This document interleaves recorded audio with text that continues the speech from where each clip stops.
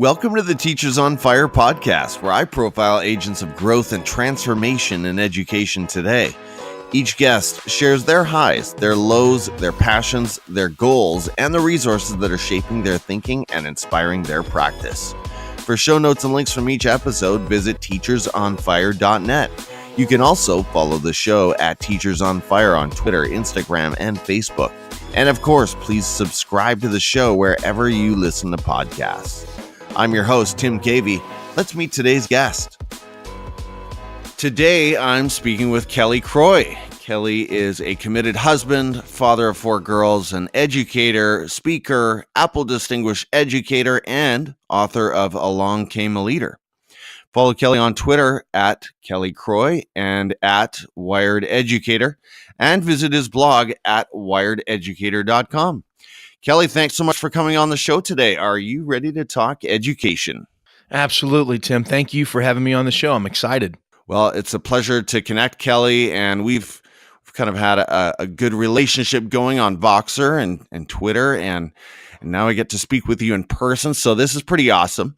Why don't you start by telling us a little bit more about your current context in education? What does that look like for you on a daily basis? Sure. I live in Ohio. I've been in education for 28 years. 26 of those years, 7th grade English teacher, loved it, greatest job in the world. 2 years ago, a neighboring school district reached out to me about a new position called Director of Innovation and Instruction. And I accepted the position. I absolutely love it. It is also the greatest job in the world. And so I went from a classroom teacher to an administrator, and I've been with Port Clinton City Schools for the last 2 years. And, it's a really cool title, Director of Innovation and Instruction. However, a lot of things fall under that title. And so I help the school with what they teach and how they teach it. I help with all new initiatives. I work with leadership and teachers and students on some projects. It's a lot of fun, a lot of different things, very busy, but I just love education. I've learned so much. Just in this job, I just found there are so many players in education that I didn't know about. So it's a small school. There's about 1,900 students.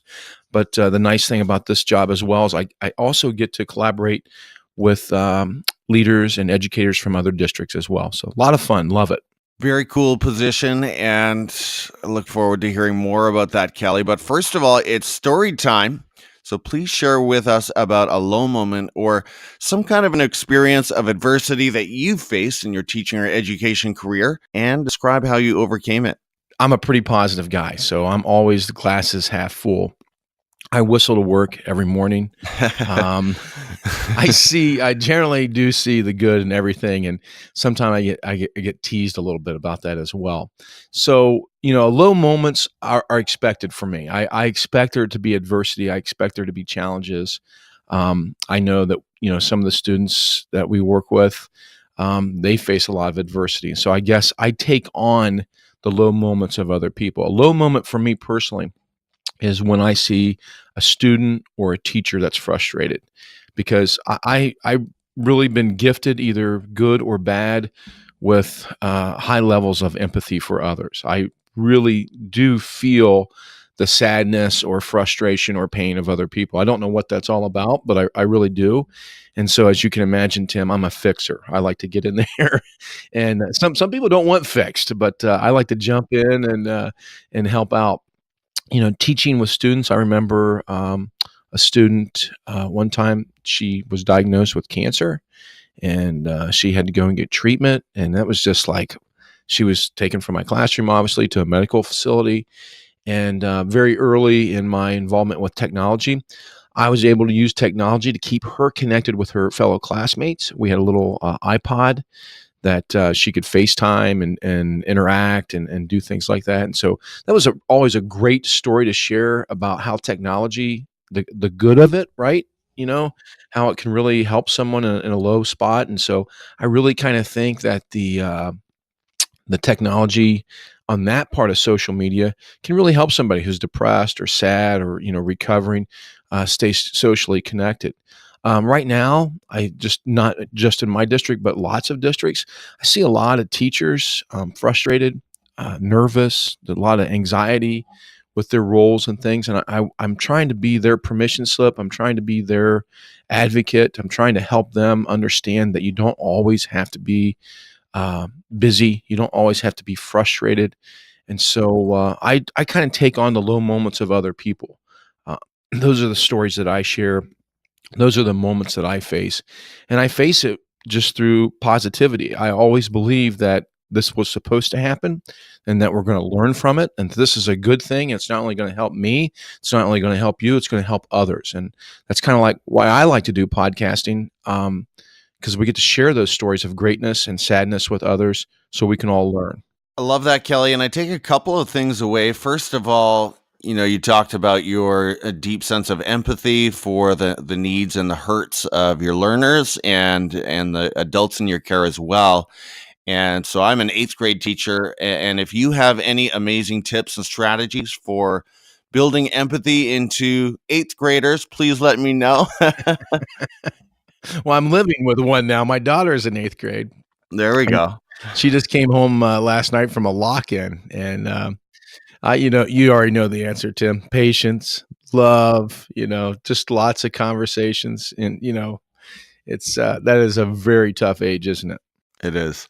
And then the other thing is that as a director of innovation and instruction, you're working with all these educators on a fairly regular basis. And you mentioned sometimes the educators struggle from anxiety or, we can get down on ourselves.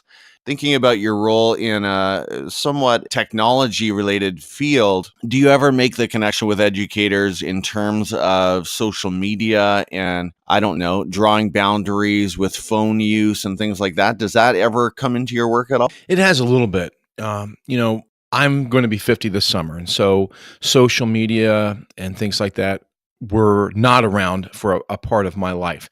For a lot of the teachers that we're hiring, social media was part of their schooling. That was part of their upbringing. And, we have these, digital citizenship courses and things to help students understand what they're posting and things like that. But realistically, how do we learn to post and use social media? Through our peers, through our friends. And so we have teachers, and I'm talking all over the country and world, who already have a social media presence. They already have social media skills. They already have a social media plan or lack of plan, so to speak. And then they become educators. And so what do we do with that? Do we just discount that? You can't, they're like digital tattoos. They're around. And so there is kind of I like to think of it more as a rebranding, and I think, I'm not going to say the best of education, but I think some, teachers that are really on fire use social media with their students. I wrote a book on leadership. One of the key pieces in it is authenticity. And it's a really hard thing to get your mind and habits around, but you can't be two different people. You can't be one person online and a different person in the classroom. Authenticity is really important to get those two to merge. And so we have those conversations, but we live in a world of comparison. I love Instagram. It's a very beautiful place to go and visit, but it is a place of comparison, right? You're kind of comparing your life to Right. the best seconds of the most beautiful, wealthy people in the world, and you feel inadequate. But remove social media, and I still say that's happening. If you're a teacher in the classroom, you are still and have always done that with your neighboring teacher, right? You hear the laughter coming from the classroom and you think, what are they doing over there? You have a student come in your classroom. They're like, oh, I love Mrs. So-and-so. And you're like, I wish they had said my name. And we just need to own who we are. And that's a hard thing. We need to be us.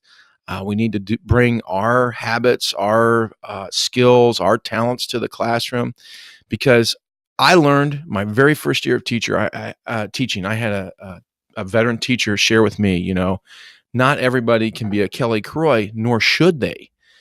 Students going to Kelly Croy's classroom 8 periods a day would be really boring, right?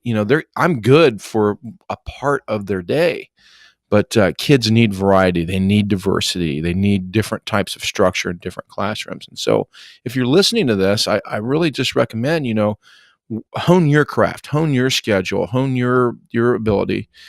Get ideas from other people, but make them yours, and kind of just give yourself permission to let go of that comparison. So good. So good. Such great advice. Thank you for that, Kelly. Now, you mentioned if you're listening to this, and yes, if you are out there listening to this, chances are you are subscribed to this podcast, and you should be subscribed to the smooth sounds of the Wired Educator podcast, where recently Kelly has featured such well-known guests as Vicky Davis, John Carippo, Brian Aspinall. And let me tell you, he is excellent in terms of getting great value from these guests. So, Kelly, talk to us about the mission and vision of the Wired Educator podcast. What is your message, and why should educators tune in? Yeah, thank you, Tim. The Wired Educator podcast is a passion project for me. It's something I love. I consider it an art form of where I interview fantastic educators from all over the world. I share, promote, and celebrate the great things they do in and outside of the classroom with others. It's kind of like eavesdropping in on a conversation between two educators. We try to get down to what works, what doesn't work, try to capture and share out that fire that makes them, and how we might be able to embrace us as ourselves. I've learned a good podcast for me is letting the guest talk a lot and me talk less. So that's worked pretty well. Real quickly, though, the story of the Wired Educator podcast, it was just a blog. My whole plan was to share out just technology tips through blog posts. And I interviewed a young man by the name of Christopher Tolley. He was an Apple Distinguished Educator. He was really into career tech. We used YouTube for the interview. The whole reason I wanted to do it was no podcast in mind. I wanted everybody to hear how he talked about career tech. And I didn't care if you were interested in career tech. I just wanted you to hear how he talked, because he was so passionate about it that I knew that it would be contagious for other people. Well, I didn't interview anybody else. And about a year after that, Chris passed away unexpectedly. Wow. And I was so happy, though, that I had captured his fire and enthusiasm. And I realized right then and there that, of all the things I do, part of what I'm going to do is collect and archive and share the great stories of educators from around the world. And so if I do nothing else, I feel really, really good about that. And I'm really proud of some of the guests that we've had on the show. Some amazing people. So I do hope some of your listeners will come over and check it out. And, we're just trying to help educators level up and impact the lives of kids. That's what it's all about. Awesome. Kelly, in 2015, you published Along Came a Leader. So I'll admit I have not read that one, but I would assume your focus is leadership. Talk to us about the heart and mission of that book. And is it directed specifically at educators, or who is your target reader? Yeah, I hate to be one of those people that says, my book is for everyone, but it's for everybody. Yeah. So again, it was a passion project. Always wanted to write a book. My dad had a book on in our house written by a gentleman named Homer Croy. And I asked my dad, I said, are we related to Homer Croy? And my dad said, no, absolutely not. And I said, why do we have this book? And he says, I always liked that book because it made me think that maybe one day I could write a book. And so I grew up, Tim, with the idea that one day I would write a book. And I hope to write more. Became a teacher in 1991. And I shared the stories that I heard around my dinner table growing up, from my football coaches, from my scout leaders. And I shared them with the students in my classroom. And I discovered very quickly that they had never heard these stories before. The things that I thought were just commonplace, that you can become whatever you want to be, that, you will get great results through hard work, that, we should look out for each other. Things like that weren't just things that everybody else had. And, I was a young 21-year-old educator, and it was kind of scary hearing that, that wasn't the same message that students were hearing. And so I just kept telling my stories, and I kept sharing my values.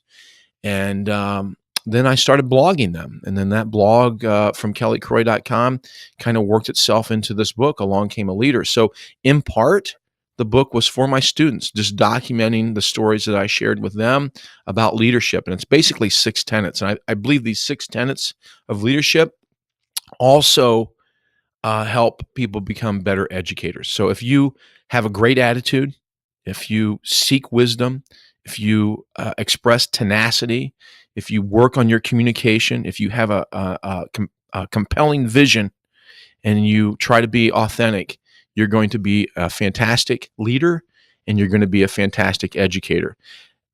Great leaders are teachers and great teachers are leaders. I really do believe that. And so I look at the book. Yeah, it's great for a teacher. It's great for the professional world as well. And it's also great for kids. I think sometimes we just I want kids to have grit in my classroom. That needs to be coached. I want kids to be hard workers and stuff. That needs to be coached. The main idea of the book was I knew that coaches wanted leaders on their sports team. I knew that teachers wanted leaders in their classroom. I knew that churches wanted to have more leaders in their congregation. And I knew that the community and politics itself needed better leaders. But the problem was nobody's really doing anything about it. They were just kind of hoping and expecting them to show up. And so I hope to add some value to that you're not born a leader. You can become a leader. It's through hard work. It's through practice. It's through trial and error. And I kind of outline the ways that I think that can be done. And so that is the mission of the book. And, it's not on any bestseller list except my mom's. But yeah. But I'm proud of my friends who have shared it out, and there's some really cool things that have happened with it. So I appreciate you asking about that. Is the book on Kindle, Kelly? Is it available there? Yeah, you can go to Amazon.com and you can order a paperback version of it, which I think is just beautiful to hold in your hands. I'm a techie guy, but I'm also there's something about a physical book that I think is just really appealing. Sure. And yeah, you can download it as a Kindle on the Kindle as well. And I'm in the process of making an audiobook of it. I'm not sure when that'll be out. I'm hoping by maybe next Christmas. I thought that'd be fun. I think we're getting in more where people kind of like that format as well. And I'm excited about it. So it keeps generally when I go and speak, that's when I sell more copies of the book. People like what they hear from the stage, and so they're like, yeah, I'd like to take a little bit of Kelly Croy home to the family. So that's kind of how that works. But yeah, I'd love for your listeners to grab a copy. Well, if you heard that formula, and I'll give you those 6 tenets again: attitude, wisdom, tenacity, communication, vision, and authenticity.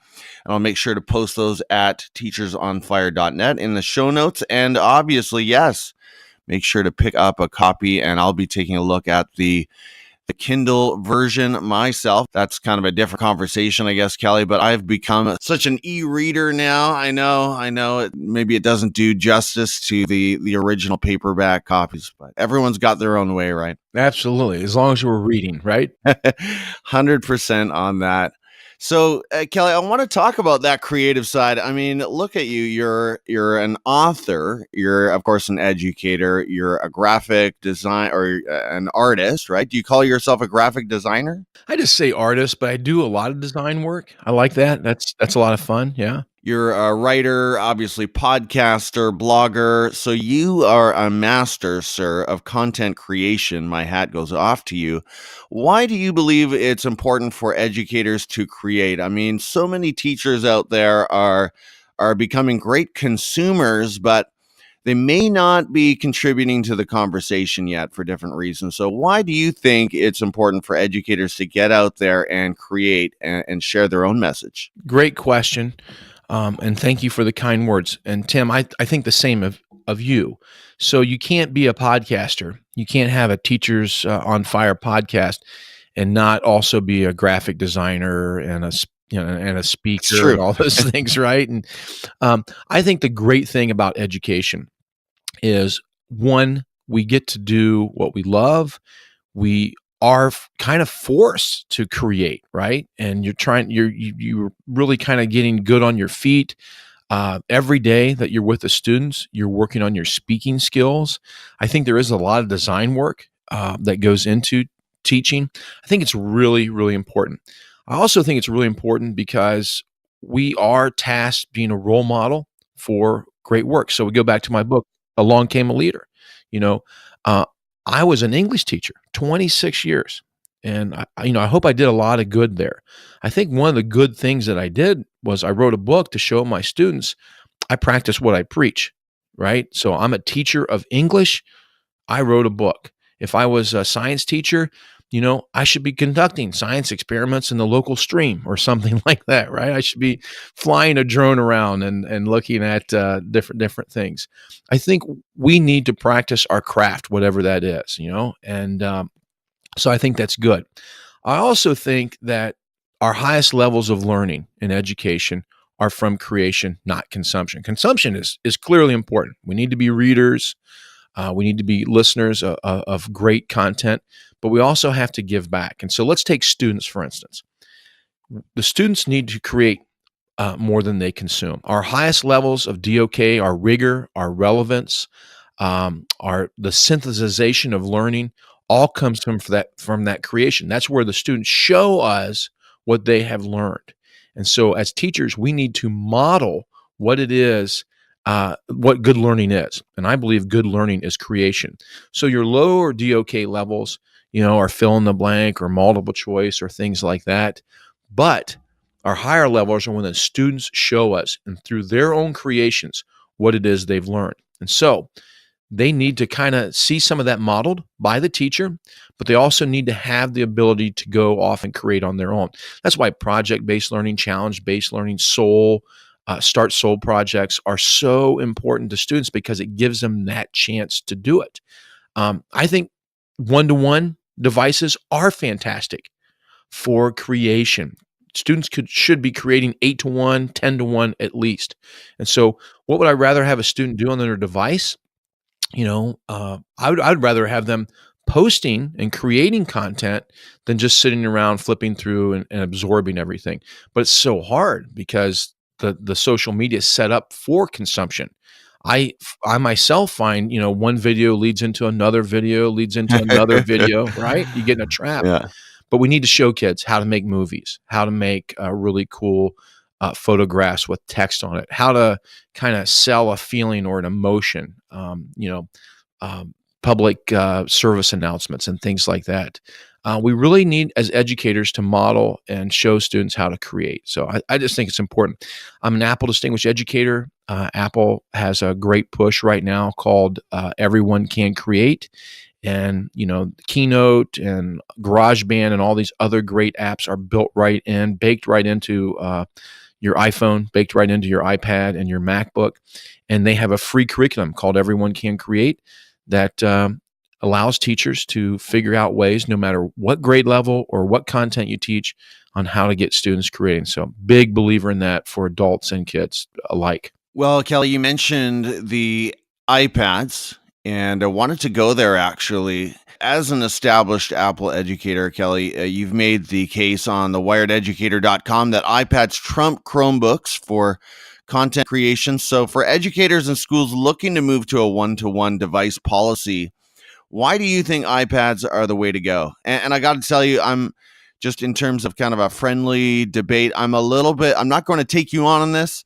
I'm a little bit skeptical, but I want to hear you make that case for iPads. Why do you think they have the edge? Well, I want to clarify something, and you're absolutely right. The article that I wrote was the greatest Chromebook is an iPad, and that's how I wrote it, or something like that. And that's how I kind of sold it. But that was not really my true intention. My intention was, so I hear it the opposite way around. I hear people saying, no, don't use an iPad in your classroom. You can't do anything with it. It's better to go Chromebook.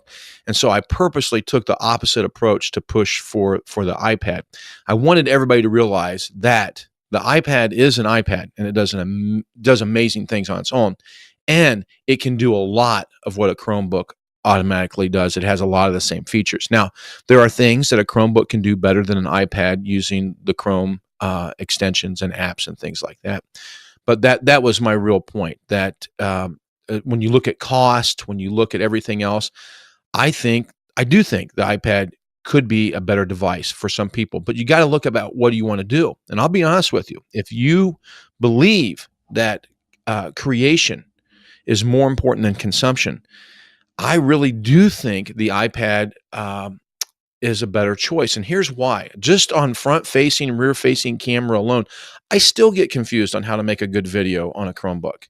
And yet, so quickly, you can make a great video on an iPad so quickly.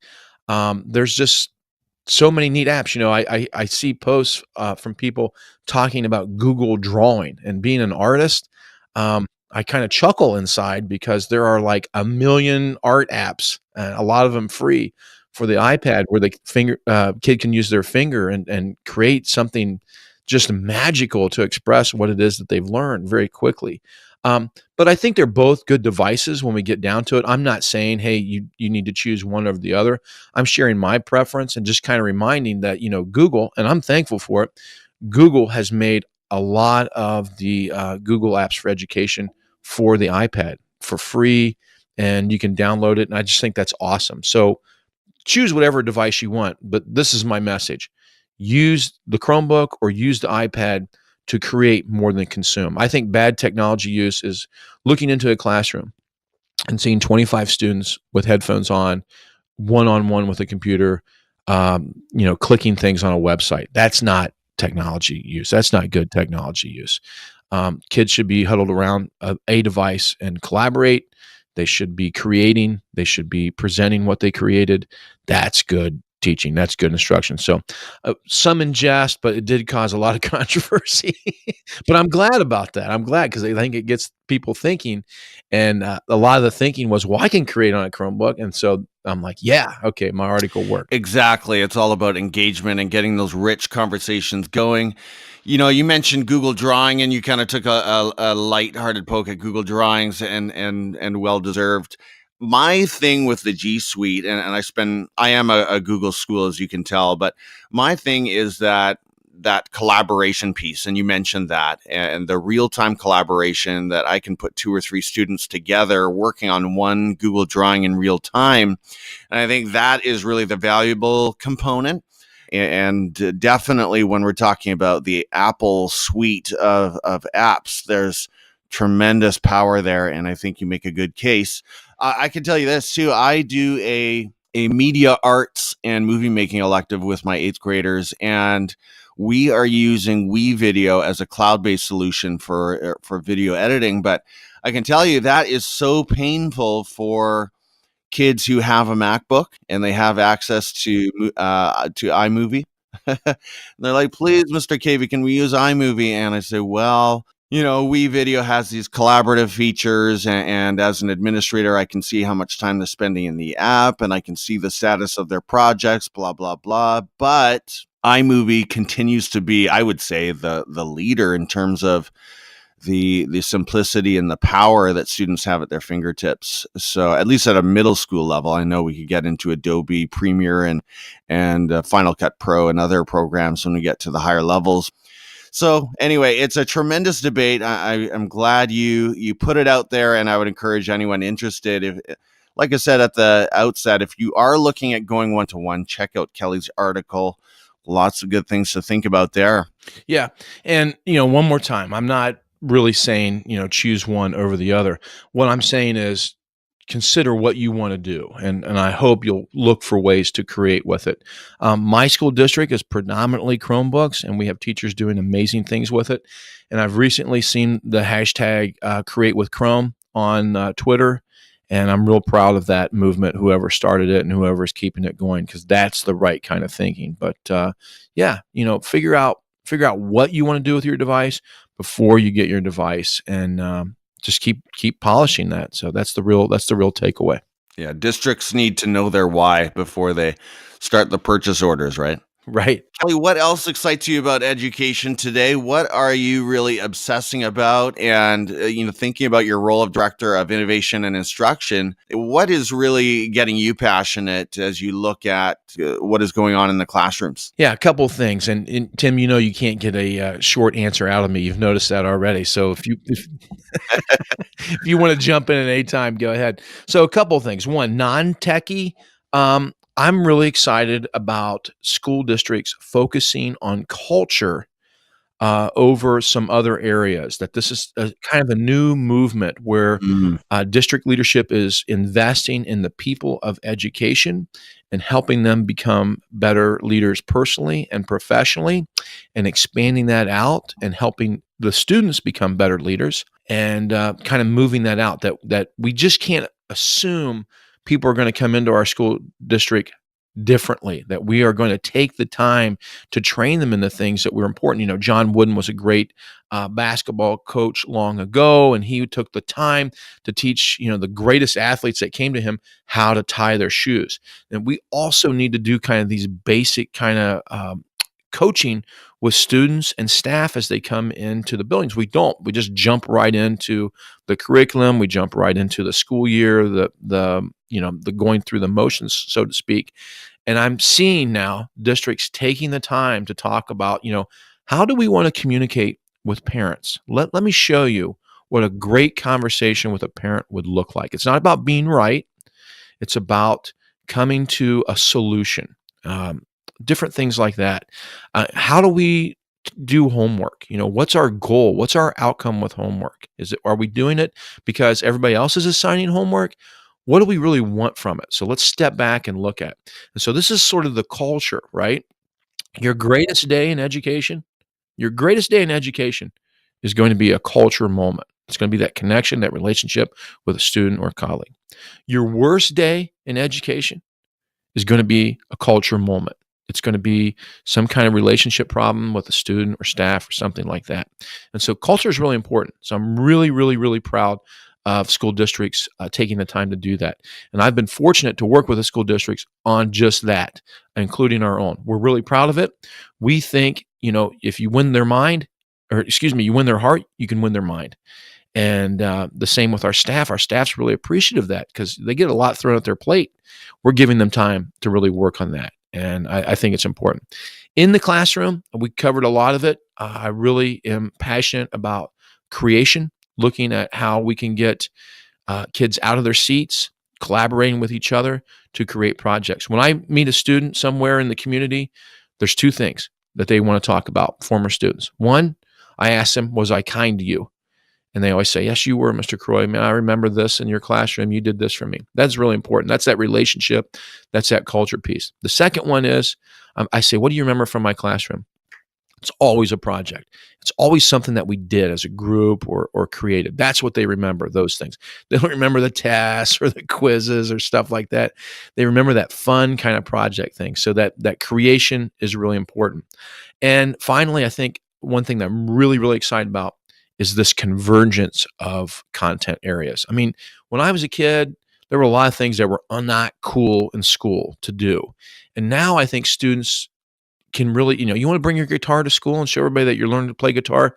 I really think that would be embraced today. It wasn't when I was a kid. I was an artist and I kind of hid my art from everybody because I didn't know how they're going to respond to it. If you're an artist now, I think people are like, that's really cool. Share that. I see a convergence of like woodshop, art class, STEM, science, English. I really see them working more together on these sort of things, these creation labs. And one thing I want to do at my school, and we're not there yet, but one thing I really want to do is kind of have like a moonshot with our high school. I'd really, really like this. If they're listening, they've never heard this before either. But how cool would it be for like the high school to take on a major project where like in year one of it, we collect a bunch of movie scripts that students write, right? And then, in the following year or so, we have the band and orchestra kind of compose the soundtrack to it. We have the drama clubs and English classes and stuff working on the acting pieces. And, we just combine this for a major project at the end of the year, totally outside of school, but also part of the school day.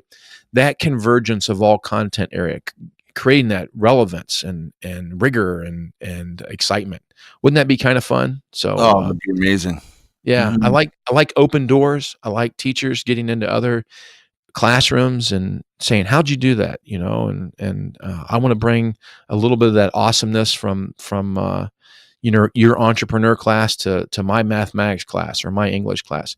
I love collaboration at all levels between teachers. So those are some of the things that really excite me. Great stuff there, Kelly. That was gold for sure. And I really like that comment that your best and worst days in education will be culture moments. I think that is quotable right there. Let's move on. How are you looking to grow professionally and improve your practice this year, Kelly? Can you share about a specific professional goal or maybe a current project that you're working on? Sure. I grow professionally every day from Twitter, from interactions on social media with other educators. I'm always amazed that I don't really know the answer, but I have an assumption. I don't know that other careers are like online trying to get better every night like teachers are. I think I think that's pretty unique. I think some of my friends may think it's weird, like I'm listening to educational podcasts like yours in my car in my off moments, that I'm actually trying to create more work in collaborating with people from all over the world. But yeah, that's what we do, right? Like we totally get that we're a work in progress, and I think that's kind of the fun of it. We embrace it. Something that I'm really trying to work on personally. I think when you learn best when you create and try to teach. Okay, and so in my new role, working with educational leaders, I'm finding that I'm becoming a better educational leader. And one of the things that I think is really important, and I kind of touched on a little bit ago, is this notion, and maybe it's very American. I'm not real sure. You're in Canada, maybe you can clear this up for me.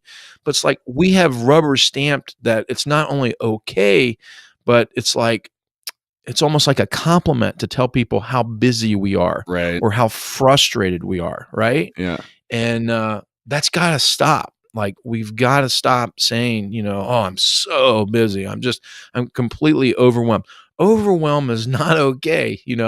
My wife and I, we were driving back from a fundraiser last night, and we were just kind of talking about, it's like you can do some amazing things in education or whatever career that you have, and yet still come home and feel incomplete and inadequate because you didn't do the 4 other things that you wanted to do that day as well. And we don't give ourselves times to talk to ourselves about, hey, you did a great job today, Kelly.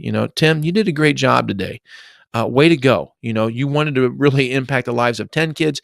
You hit 9. That's pretty darn good, and we've got to start being more mindful. We've got to start kind of taking the time each and every day to kind of affirm what good that we did rather than complain and worry about what didn't get done. And I really do mean that from a personal perspective, but I also mean that from a professional perspective. So what can I do as a teacher if I'm listening to this podcast? Celebrate, promote, and congratulate the great works of your colleagues and yourself. It's okay to submit an application to present at a conference. It's okay to apply for an award or recognition. It's not only okay, it's awesome, and you should do it if you're doing great things in the classroom because it's going to help your district. It's going to level up the focus on your students. And when one educator does something great, it makes all educators look great. When one educator does something stupid, it kind of makes us all look stupid. So, take the time each day to talk to yourself positively. Take the time each day to have a conversation with a colleague. I really think being mindful and, those affirmations and self-talk is really important. We've all heard about the minimalism movement, and a term that I've come across lately is essentialism, which kind of transfers that idea of minimizing our belongings and our stuff over to our use of time and energy. And so that's something I haven't read a whole lot about, but just that idea of, as you say, pushing back on the overwhelm and the crazy busyness and drawing some boundaries, which really does give us more energy and more emotional margin, more to give to the people that we serve in our lives. Now, Kelly, I asked you about any current projects. I know you're also working on a book right now. Can you tell us anything about that? What's happening there, and when can we expect to see that out? Yeah, I am very excited to share with you. I've been working on a book called Unthink Before Bed. It's a children's book written and illustrated by me about mindfulness and anxiety and dealing with it. And I love it. It's so much fun. My dog Jedi is a little cartoon in the book. I try to work on a piece of art each and every night. The book is completely written. It's completely sketched out, all on an iPad. And I chose that on purpose. I wanted to show people that it is a great creation tool. It's past due. I thought I would have it out earlier, but I'm one of those guys that keeps finding new tricks and new ways to do something. I want to incorporate it into the book. I'm really excited about families and possibly classrooms having the book Unthink Before Bed. Our prior conversation was just about that age of comparison, that uneasiness and unrest you have before you go to bed.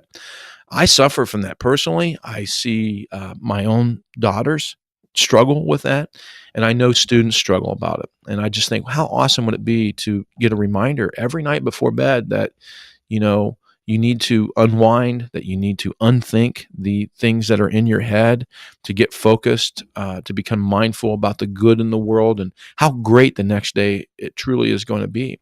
And so that is my book. It's written with my best Dr. Seuss rhyme. I'm pretty proud of that. It has a great positive message. I also think adults will benefit from it because we read to our kids, right? And I don't know if that was part. I'm sure that's part of your family as well. But that gives us as adults a time to unwind and become mindful and unthink, along with our children. And so I'm really excited about getting it out. I don't know. I would like to say next month the book will be available. I've got some art to finish up. It basically is the holdup. I want it to look just right. And if not, my absolute deadline is the start of school next year, because I think that's when a lot of kids start feeling a little uneasy, And but I hope to finish it up this spring, early summer. Very cool. Kelly, outside of education, what's another area of learning for you? What is it that ignites your passions outside of the school and really brings you alive as a human being? Tell us why this area interests you and why you enjoy it. Great question. There's so many, Tim. I am involved in so many different areas of learning. For the past couple years, I am not a musician. I've been trying to teach myself a few chords and notes on the guitar because it's relaxing. It's fun. It's a little bit of diversion. But also when you work on something like that, it kind of, I don't know, there's benefits in other areas. I'm constantly trying to learn. I'm using an app on two apps on the iPad. I'm sure they're on other devices as well. One's called Duolingo that helps you learn other languages, and I'm trying to work on my Spanish a little bit. And I also use Swift Playgrounds, which I'm trying to learn coding, Swift coding language. And so I'm constantly trying to learn. That's one of my problems. As an artist, I'm always constantly creating things. And so to create, you're kind of learning new methods. Some of my ambitions are I'd like to have an online course. I'd like to create something like that, maybe that goes along with my book to help people. So too many areas, Tim, of learning for me.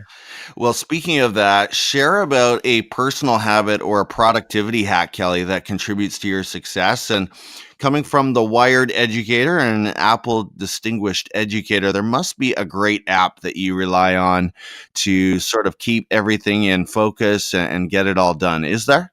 Yeah, I'll share a few with you. So for me, journaling, I started journaling about 20 years ago, and on a regular basis. And I don't know if you're listening to this podcast what you think of journaling is. I'll kind of give you my rundown of it. A wise man once said, "A life worth living is worth recording." And so I record a lot of the good that goes on in my day. Like if I get a good workout in, or if I make progress on a project, or I read a little bit, or have a magic moment with my kids or my wife, I jot those down. I also write a lot of my goals in my journal. I think that's really important, kind of a vision. But unlike other social media, I also capture some things that did not go well, and I try to learn from them. I try to ask myself better questions. To me, journaling is the key to all my success. Wired Educator podcast was born in my journal, in my mind, then in my journal before it ever existed. Along Came a Leader was born in my journal before it ever became a book. Unthink Before Bed was born in my journal. And I could go on and on and on. If I'm going to run a 5K, if I'm going to have some physical goal, a family vacation, it's in my journal before it ever becomes a reality. What gets written down gets done, in my opinion. So what's the best journal to have? The one you carry with you everywhere you go. I like Day One. It's an app that's for your iPhone, your iPad, and your computer. It's with you everywhere. It records a lot of other information as well, but I can jot down very quick posts, very quickly jot down something that happened. I keep inside of it, you can have multiple journals. So I keep a work journal. And when we go into a meeting, that's where I capture my ideas. I don't need 5 journals. I need to go know where I put it down. So if there's an 800 number on TV that I want to remember, where does it go? In my journal. There are a couple other apps that I use. One's called Things. It's my online to-do list. I like little checklists. I also use Evernote to collect, to kind of organize some of my ideas. But those are really my go-to. And then I have a scratch pad called Drafts.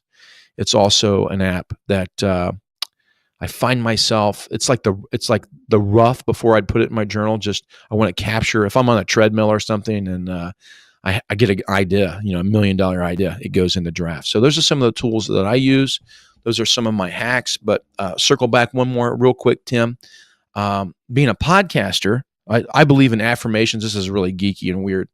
I decided a year ago to record some kind of self-talk affirmations that I listened to in the car on the way to work for about 5 minutes. And I'm not sure how it's working, but I'm glad I did it. And I would encourage people just to kind of look at life, live life with intention. And so that takes just a little bit of planning. I think more people plan their grocery list out each week than they do, what they're going to do with their family or their job. So take the time to do that. Teachers on Fire, before we continue, I want to share an important announcement from the Teach Better team. Are you looking to reach more students, innovate your instruction, and teach better? Then join the Teach Better team on November 8th and 9th in Northeast Ohio for the first ever Teach Better conference. Join dynamic educators such as Dave Burgess, Tal Thompson, Adam Welcome, and more. Register now at teachbetterconference.com. When you do, be sure to use discount code FIRE50, that's FIRE50, to save $50 on either of the 2-day registration options. Are you ready to be better? That's teachbetterconference.com. All right, Kelly, it's time for your quick picks. And here we want to know about the education voices and resources that are shaping your practice and inspiring your thinking today. So starting at Twitter, tell us about someone we should follow there and share why they've been inspiring you lately. Yeah, so many. It's hard to single out one. I do the same thing to my guests on my podcast. It's really hard. I've got a lot of my Apple Distinguished Educator friends that post on Twitter, and man, it's hard to keep up with all the cool things that they're creating. So that's a kind of a group that I like. You mentioned Dave Burgess in that little advertisement right there. Dave and all the different Twitter chats that he and his wife host are certainly great inspirations. I'm a big fan of Jimmy Casas. I think that's great. All the podcasts that you and I listen to and follow, I follow them on Twitter and learn and learn and learn. It's really hard to single anything out, but if I had to send somebody just to one area, I would say check out all the great things that Dave Burgess is doing and follow all the amazing people part of their group. Next, Kelly, point us to an EdTech tool that you currently love using in your professional practice. I guess my success in the classroom really was about how I phrased what is an EdTech tool. And so I think my success came from I brought in things that weren't necessarily deemed as EdTech, and I made them EdTech. Does that make sense? Absolutely. So, that's how drones got into my classroom before drones were really into education, and a lot of other things. And so that's my task to everybody listening. Like, definitely find some great ed tech tools, but also look at what's working out in the world that's exciting and fun, and try to bring that into your classroom as well. But I am going to share a couple, Tim. I love Keynote by Apple. It's free on all your devices. It's my go-to design tool. I design everything there. It's amazing, and you can check out a lot of people's examples and works on Twitter about the great things they're doing with Keynote. It's incredibly powerful. Pages has really made some advances on book creation, but I love it. But I also do like Book Creator. Book Creator is a wonderful tool for educators to create publish digital work. We got back to that converse. I keep circling back, creation over consumption. So Book Creator is an opportunity for pre-K through 12 to create a book with your kids. And how awesome would that be to announce that all your students are published authors? There's just so many. I mean, it's going. FlipGrid is a great tool. I think there's a lot of shy students out there that may not share their responses in one way or another. That's a great way to do it. But I'm really proud of all the companies that are educational focused and helping out educators. And I think that's great. So those are a few of my favorites. Great list of favorites there. Thanks, Kelly. Next, recommend a book, one that you've been reading lately or one of your all-time faves, and tell us why you recommend it. Sure. My favorite book of all time, I won't go with favorite. Because if I said favorite, I'd probably go with Tolkien or J.K. Rowling or something like that, because I love those kind of adventures. But I'd say the most inspirational book that I've ever read in my life was The Rhythm of Life by Matthew Kelly. And it really made me question like how I look at life. And it's kind of a feel-good book, but it kind of gave me purpose, and kind of inspired me to be more, to do more, to kind of look at what I am doing rather than just kind of like bounce around like a pinball. And so that's a great book, The Rhythm of Life by Matthew Kelly. A couple years ago, I really got into Stoicism. I picked up a book called The Daily Stoic. It's written by Ryan Holiday. I love that book. It's just a simple one page.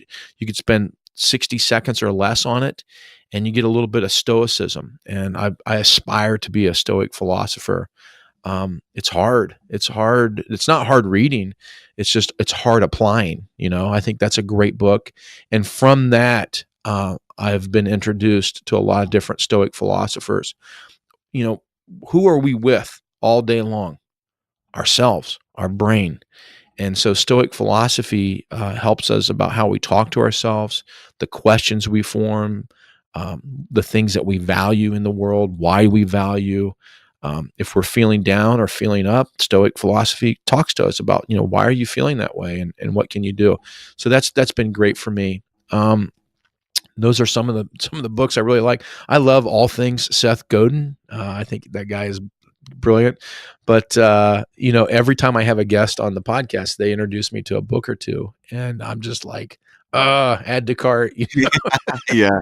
So I have more books in my library right now than I'll probably be able to read in my lifetime, but I'm going to die trying. I'll tell you that. So it's great. Well, Yeah. At some point I discovered I need to, instead of adding to cart, I was like you, I was just buying them faster than I could read them. And now what I do is on goodreads.com, you can start a list of want to read. So that way I know I've at least kept track of it. I've made a note of the book, but I haven't hit proceed to checkout just yet. So That's a great idea. That really is. Before you asked me about a hack in life, so there's a lot of things I want to get. So in my journal and towards the back of my journal, I kind of made a list of kind of like that, like books I want to read and things I want to buy. And I have found by writing them down, it diminishes the want a little less. So if there's like something I want to buy, I just write it down and like, okay, I want it a little bit less. It kind of helps. And Tesla is right at the top of the list. Nice. Okay, well, I'll wait for that on your Instagram, Kelly, when the Tesla shows up in the driveway. You're going to be waiting for a while. Point us to a podcast that you really love, Kelly. And this does not have to be education related, but what have you got near the top of your deck on your daily commute or workouts or whenever it is that you listen to podcasts? Sure. So I use a couple different podcast apps. I really like Pocket Casts. I really like Overcast. And of course, I like Apple's podcast. But I like them all for different reasons. And I love podcasts. I'm glad you asked this question, not only because I'm a podcaster and not only because I'm a consumer of podcasts, but I believe podcasting is one of the most intimate forms of social media. You really get a great connection with your listeners. You really get a great connection with the host. And I think that's really, really, really important.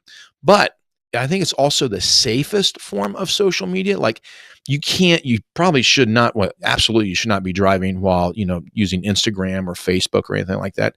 But it's totally cool to drive and listen to a podcast. Would you agree with that, Tim? Absolutely. Yeah.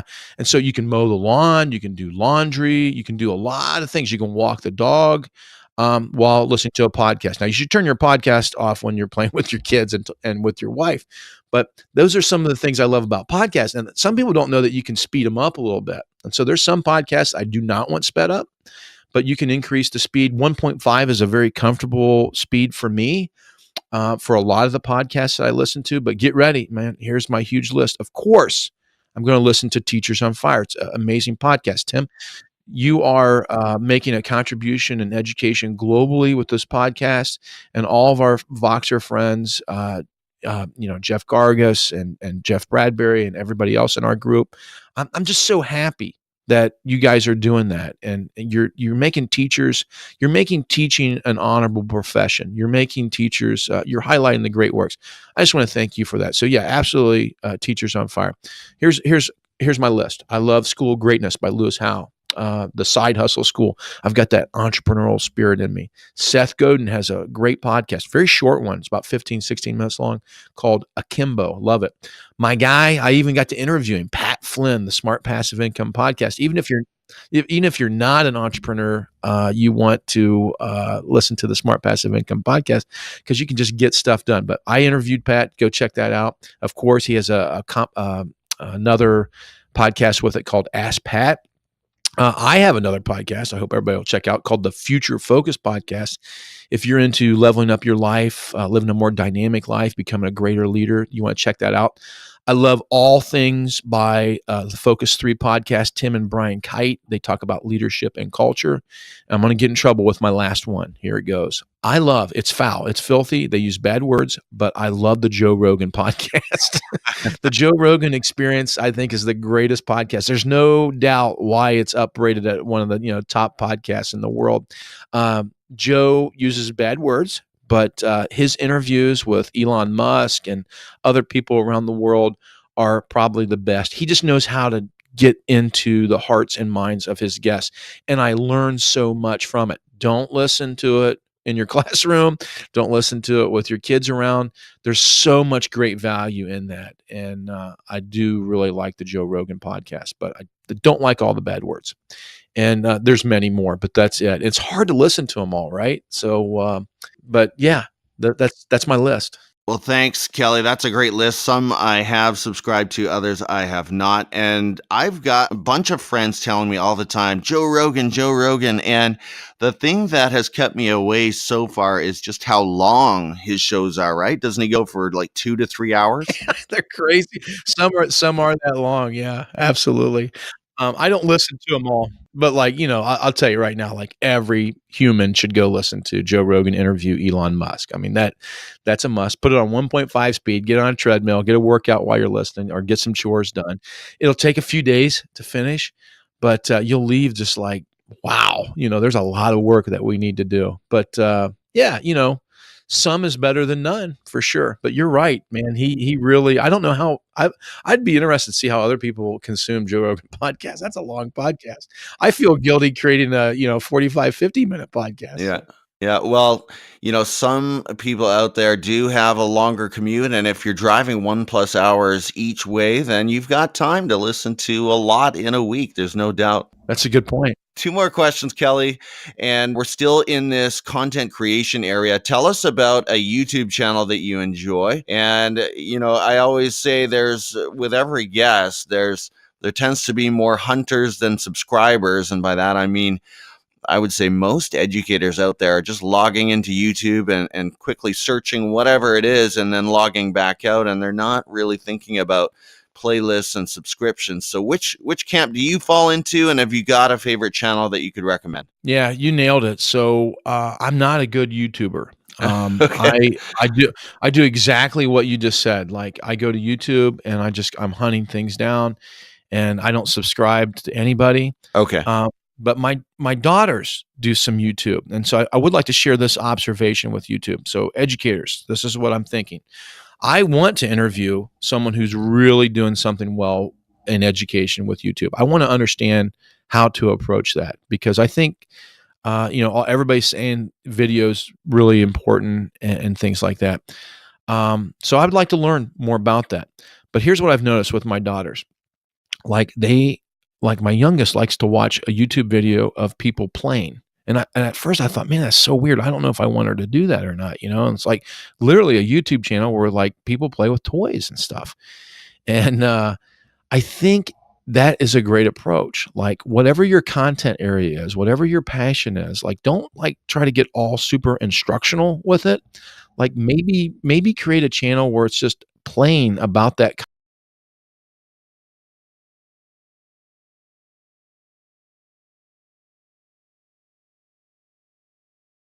Put a light bulb in my car or something like that.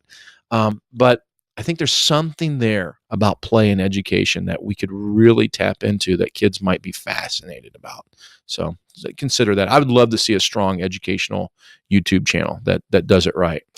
Well, I have to give a shout out to one former guest, and that is CJ Reynolds in Philadelphia. And he's got a really cool channel that you should check out called Real Rap with Reynolds. It actually doesn't involve much rap, but fantastic blogger. And of course, vlogger. And of course, there are so many out there. So I have to agree. I think YouTube is still kind of a mysterious space, I think, to a lot of us, but it's definitely growing rapidly, and it's another great place to share your views and self-reflection. The very last question, Kelly, is just for fun. It's strictly non-educational, but I think it is telling a little bit in terms of who you are. So what are you watching on Netflix right now? I want to watch the new Bonnie and Clyde movie, the Netflix original. Yes. It's got Woody Harrelson. I can't remember who the other actor is. That looks amazing. I'm actually going back. I'm not it's hard for me to sit still and watch TV and things like that, but I am trying to watch all the Arrested Development episodes. I like those. Probably not great recommendation to the listeners there, but I find that really well written and funny. Yeah.